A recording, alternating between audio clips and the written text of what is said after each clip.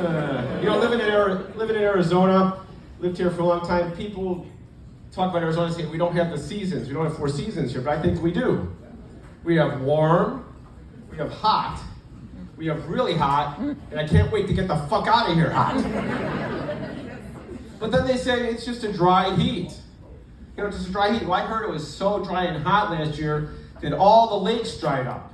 Swallow Lake, Bartlett Lake, Cary Lake.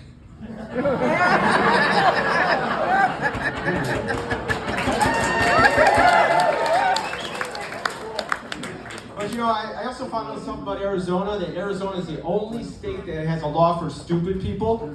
Do you know this? The Arizona Stupid Motorist Law. You know, we have the monsoons, the flash floods, and there's always some idiot that tries to go through and gets stuck, and he has to pay to get saved. Just like the Catholic Church.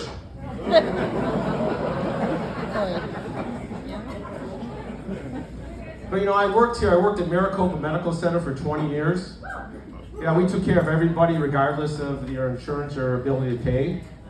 But now with the competition, with all the more affluent hospital systems, you've got Honor Health, Dignity Health, and Banner Health. They've had to up their game and change their name. They changed it to Valley Wise, which I think is a wise thing to do, because now they can go over that untapped upscale homeless market. But actually, I am a real doctor. I'm a retired head and neck surgeon. Most people don't know what head and neck surgery is. Basically, I took care of people with throat cancer. Throat cancer, not a very glamorous cancer, not as publicized as breast cancer or lung cancer, but it should be. Because it's one of the few cancers that we know what causes it. So guys, stop eating pussy. Yeah. Munching on that box cunnilingus, #1 cause of throat cancer. So you ladies out there, I hope you realize that we're risking our lives for your pleasure. We are. And now that we have this information, how many of you guys out there are going to stop it? That's what I thought. You know, trying to get a guy to stop eating pussy, it's like getting Trump to stop putting on tariffs. It's not going to happen. But if there are any guys that decide to stop and need an excuse, I can write you a doctor's note. See me after the set. I also heard recently there's a new commercial out for throat cancer. It's sort of like this. I have to use this box because I ate a lot of box. Is that too much? I gotta put a disclaimer out there. I recently had an audition for a comedy gig, and the guy told me I need to be more vulnerable. And I said, fuck that, I'm a surgeon. You want vulnerable?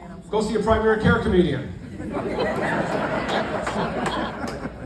You know, primary care doctors are more like actors. They sort of just try shit and see what happens.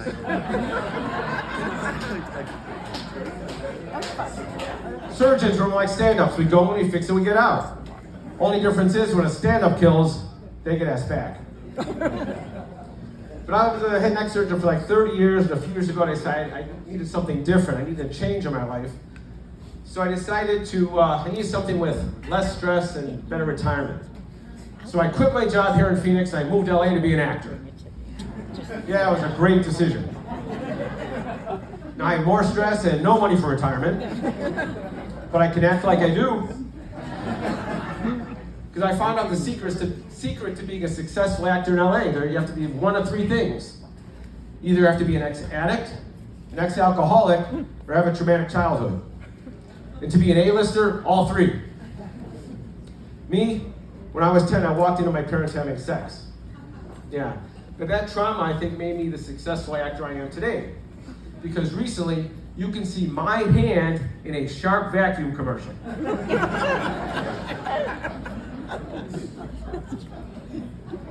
So I'll tell you, being a doctor, training to be a doctor is pretty rough. Yeah, long hours, sleepless nights, verbal abuse. Sort of like being married. Oh. But you know, when I was a resident, I saw a lot of crazy shit.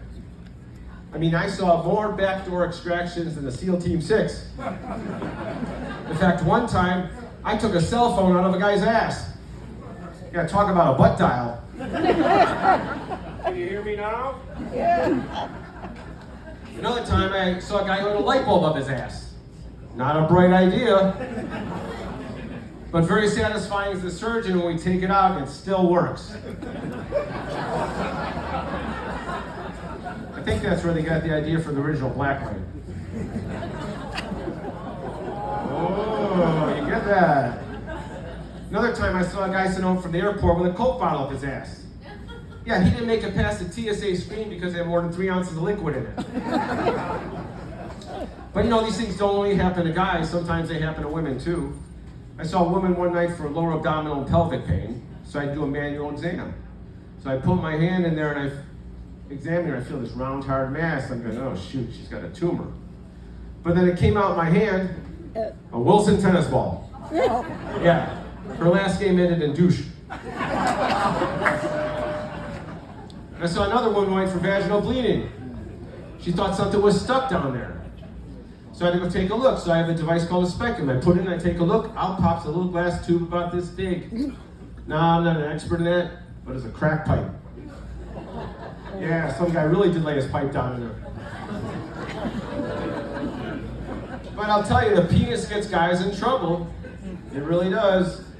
I saw a guy one night for a penile injury. He said he stuck his dick in a vacuum cleaner. Any of you guys out there have that experience? I'm trying to, you sure? You sure? You? No? You sort of look like it. No, okay. And why would you know, maybe I'm thinking it's a long metal tube, it's got a strong suction on one side, maybe it's like in a blowjob. So I asked him, what's the damage? What's the injury?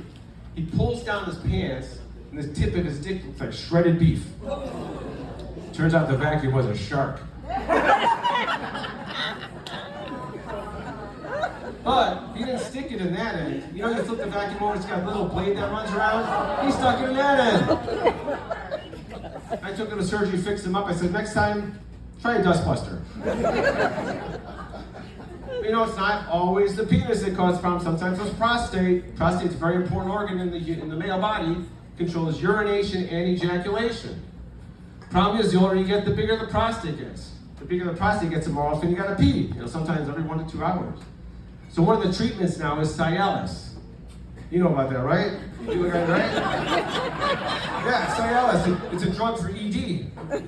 And it's great because it cuts down your peeing, but then you feel like you gotta come all the time. And now that I'm getting older when I have sex, half the time I can't tell if I'm coming or going. It's terrible. But you know, I actually had prostate surgery about a year ago.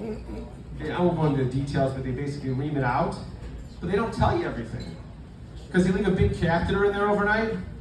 I woke up in the morning with an erection, with the catheter. I'm telling you, it's hard to keep a good man down.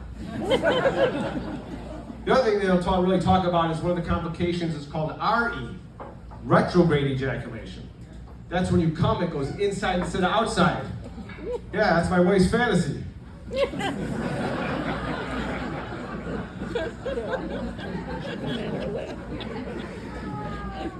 Think about that one.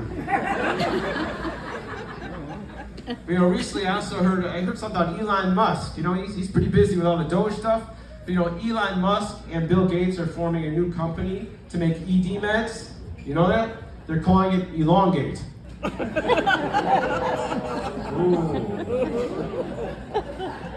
I'll tell you one more quick one. I saw a guy in the emergency room with abdominal pain once. I went in, he thought it was food poisoning. So I go to examine him. I take my stethoscope, and as I'm getting close to it, I hear this buzzing noise. Zzz. I went, what the hell is that? I said, you sure it's food poisoning? He goes, Doc, I might have sat on something. So I set up for an x-ray. Sure enough, he's got an object, looks just like this microphone right in his belly. He sat on a dildo. So I had to go in and take it out. I open him up, take it out, it's still vibrating. Now there's a commercial for the Energizer battery. It's also a great commercial for the dildo company. Takes a licking, keeps on ticking. But I'll tell you, things change as you get older. Having sex changes. Like when you're young, you pretty much do it everywhere. Living room, dining room, kitchen, bathroom, wherever. When you get a little older, it's called middle-age sex, pretty much just in the bedroom. You get a little older, you know, it's divorce sex in the courtroom. That's when the lawyers fuck you over in every position. Then when you get really old, you have what's known as senior sex, better known as hallway sex. That's when you pass each other in the hallway and you say, fuck you.